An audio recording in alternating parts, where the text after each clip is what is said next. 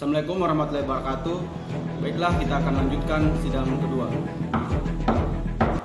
Tuan Ketua, saya di sini akan menyampaikan usulan-usulan yang telah saya terima selaku Ketua Panitia Kecil yang telah dibuat setelah sidang BPUPKI pertama.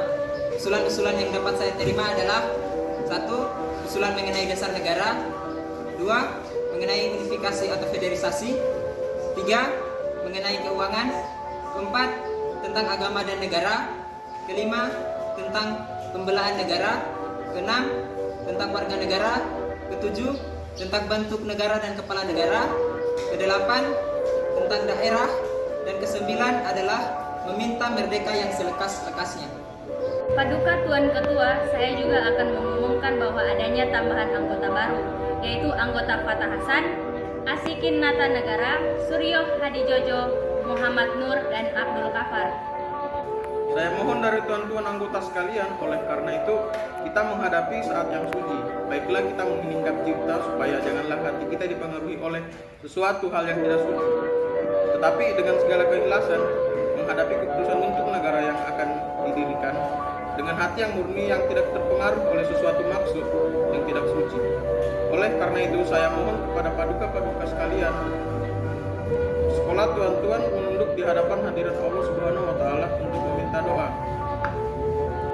Baiklah, usul itu kita turuti dan marilah kita menginginkan cipta untuk mendapatkan pikiran yang suci dan murni dalam pemilihan.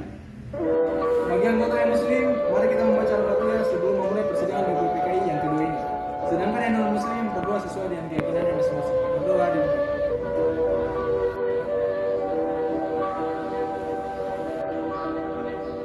Marilah kita memulai pemungutan suara dengan cara voting. Mengapa dengan cara voting? Kenapa tidak dengan cara mufakat? Dilakukan dengan cara voting karena untuk mengefisienkan waktu. Tuan Ketua, kami sudah mengetahui bahwa ada 62 sistem yang memilih republik, ada 52 sistem, 6 kerajaan, dan lain 2 dan 1 belangko. Saya mengucap terima kasih kepada anggota sekalian yang sudah mendengar dan telah dipilih sidang Domkurit Sejumlah Sesaka yang kedua ini yang melahirkan 64 stem, ialah 55 republik, 6 kerajaan, 1 belangko dan 2 lainnya. Jadi semua ada 64. Sudah ketetapan dalam waktu ini untuk kita nanti membuat laporan yang sejelas-jelasnya. Berarti bentuk dari negara ini adalah republik.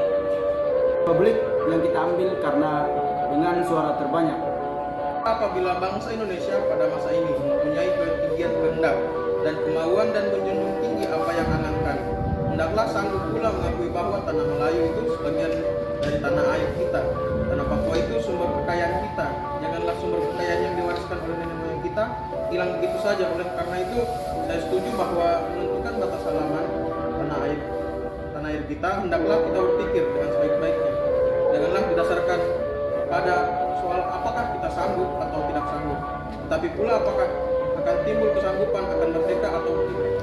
Lain pula yang berhubungan dengan tanah Papua, memang hal ini dalam ilmu pengetahuan, teknologi, bahasa, dan geografi, ada yang menyebutkan bahwa Pulau Papua tidak masuk tanah Indonesia. Tetapi faham ini hanya dilahirkan oleh orang-orang yang mengarang buku yang bersangkutan. Tetapi ada juga faham-faham lain yang menyatakan bahwa seluruh pulau masuk Indonesia. Perkataan Indonesia dibuat oleh orang yang mempunyai faham yang menyatakan bahwa Indonesia melindungi daerah Malaya dan Polynesia. Jadi dengan sendirinya pada waktu Perikatan Indonesia lahir dimaksud bahwa tanah Papua masuk ke dalam daerah Indonesia. Dalam ilmu strategi, alangkah besar bagi kedua-duanya untuk menjaga sisi masing-masing. Artinya, kalau kita melihat batas kita di timur, Pulau Timur, saya setuju sekali dengan anggota yang terhormat Muhammad Yamin, yaitu agar pro itu dimasukkan dalam lingkungan kita. Terletak Indonesia, baru begitu pula Brunei Utara, di mana terletak di Sarawak. Dan juga negara Papua bukanlah kita meminta, tapi hal itu beralasan kebangsaan.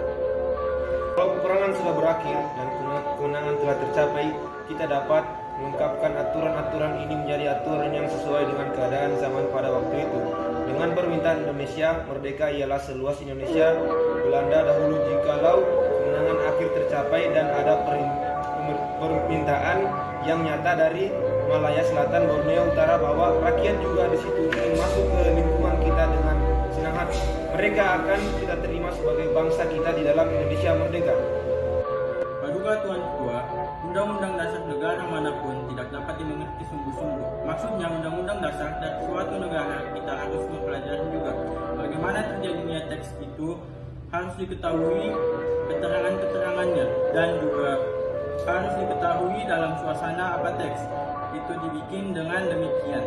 Kita dapat mengerti apa maksudnya undang-undang yang kita pelajari, pikiran apa yang menjadi dasar undang-undang itu. Oleh karena itu, pembicara dalam sidang ini yang mengenai rancangan undang-undang dasar ini sangat penting. Oleh karena segala pembicaraan di sini menjadi material, menjadi bahan yang historis, bahan-bahan interpretasi untuk menerangkan apa maksudnya undang-undang dasar ini.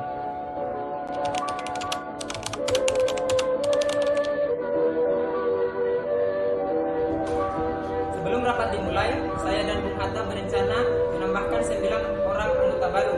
3 diantaranya berasal dari golongan muda, yakni Sukarni, Khairul Saleh, dan Dikana. Namun karena para golongan muda masih menganggap bahwa PPKI adalah badan buatan Jepang, maka mereka mengundurkan diri.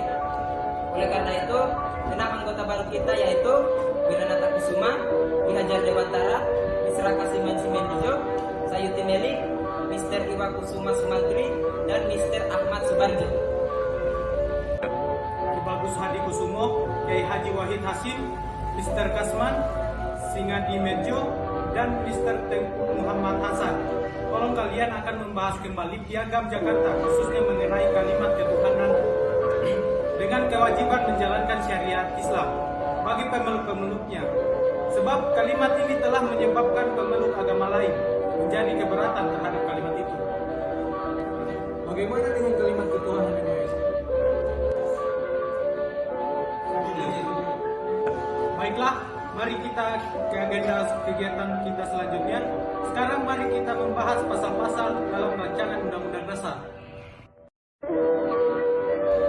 Baiklah, ini saatnya sidang untuk penetapan Undang-Undang Dasar Republik Indonesia yang di dalamnya memuat Pancasila sebagai dasar negara Indonesia.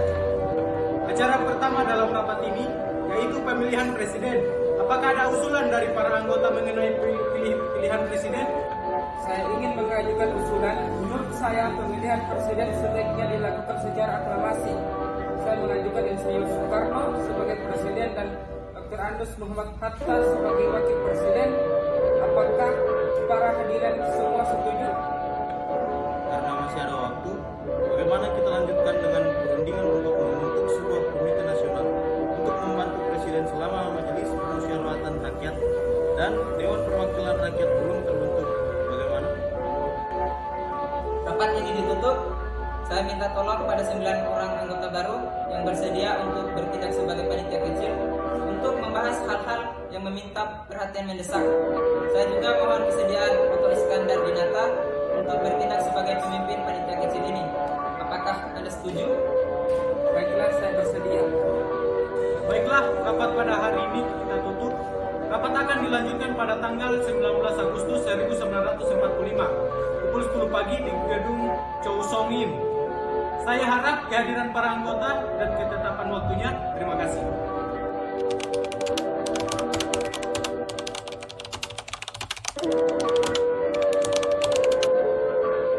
Selamat pagi. Pada hari ini kita akan membahas hasil kerja panitia kecil. Hasil kerja kami dapat Anda lihat pada selebar yang kami telah bagikan. Apakah Anda ada yang berkenan? Baiklah, kalau begitu saya sampaikan hasil kerja yang telah kita sepakati bersama secara garis besar. Yang pertama, pembagian wilayah Indonesia menjadi 8 provinsi serta para calon gubernurnya. 2 daerah istimewa yaitu Yogyakarta dan Surakarta. Selanjutnya kita akan membahas laporan hasil kerja panitia kecil. Panitia kecil mengusulkan dibentuknya 13 kementerian. Bagaimana? Apakah ada yang tidak berkenan atau ingin menyampaikan pendapatnya?